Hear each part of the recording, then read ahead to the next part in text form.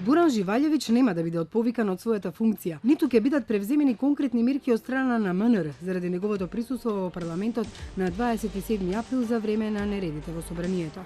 Овој став е по состанокот што српската амбасадорка Душанка Дивјак-Томик го имаше со Горан Степчевски, директор на директоратот за билатерални односи со земјите од Југоисточна Европа.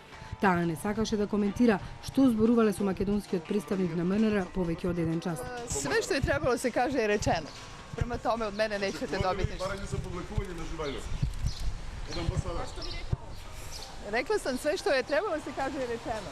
Во соопштението на Министерството за надворешни работи стои дека на средбата е изразено незадоволство и загриженост поради недозволеното присуство на акредитиран дипломат на Република Србија во Македонија, укажувајќи дека ваквата активност не придонесува за јакнење на меѓусебната дорева и унапредување на добрососедските односи и соработката.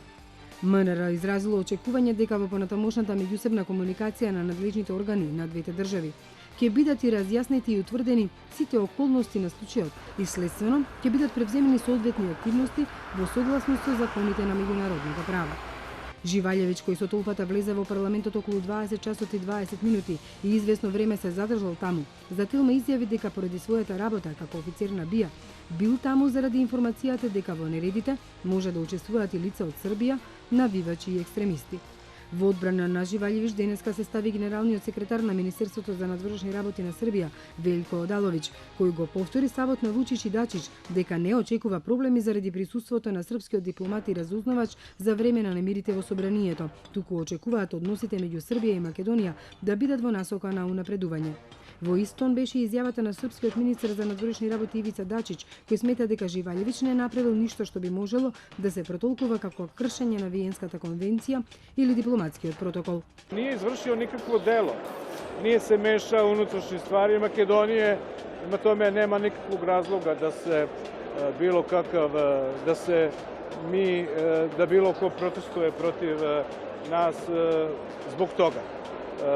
Njegov zadatak je da nas практично информише. Но искусни дипломати и разузнавачи за Телма вела дека е недозволиво Живаљевиќ да се појавува во собранието за време на инциденти и дека МНР мора да постапи според Виенската конвенција. Министерот Агил Мухиуи денеска молчи, не кажува зошто УБК дозволила Живаљевиќ да влезе во собранието, а доколку тоа се случило, зошто не поднела извештај до МНР за да може тоа да побара негово отповикување. И агенцијата за разузнавање испратила своји луѓе во парламентот во време кога бил Живаљевиќ за да го следат, иако нивната работа е надвор од државата. Тие вела дека агенцијата за разузнавање е надлежна да собира податоци за значење од безбедноста на државата, но иако и УБК и разузнавачите биле таму, никој досега не реагираше, вклучувајќи го и Министерството за надворешни работи. Во време кога има вакуум поради примопредавањето на власта помеѓу ВМРО, ДПМН и СДСМ, никој не се занимава со сериозноста на дипломатскиот инцидент, кој настана со присуството на Живаљевиќ во толпата.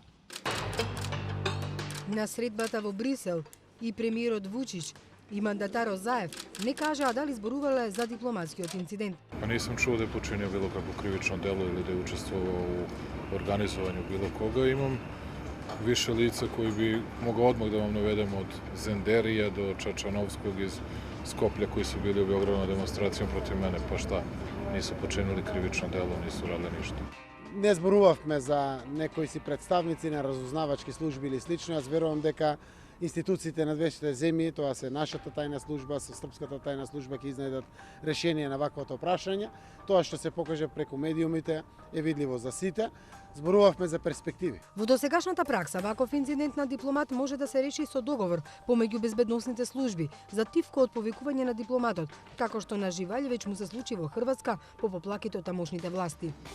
Втората е неговото дискретно заменување поради договор помеѓу двете влади и последното е поради кршење на Виенската конвенција, прогласување на персона нон грата. Инцидентот со српскиот разузнавач и дипломат долева масло на ионака затегнатите пораки што во последно време одеа на релација Скопје-Белград.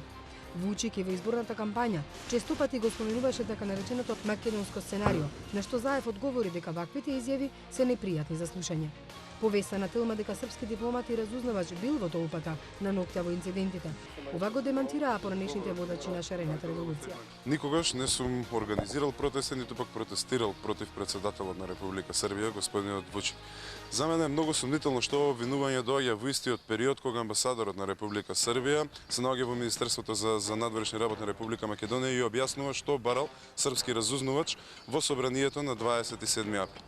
Поради тоа би сакал да упатам еден апел до тие кои ги изнесуваат овие наводи, но и на оние кои ги пренесуваат, без разлика дали станува збор за домашни или странски медиуми, да понудат барем еден доказ. Онаков доказ како што има многу за вклученоста на ВМРО ДПМН во инцидентите на 27 април и за присуството на српскиот разузнавач во собранието на 27 април.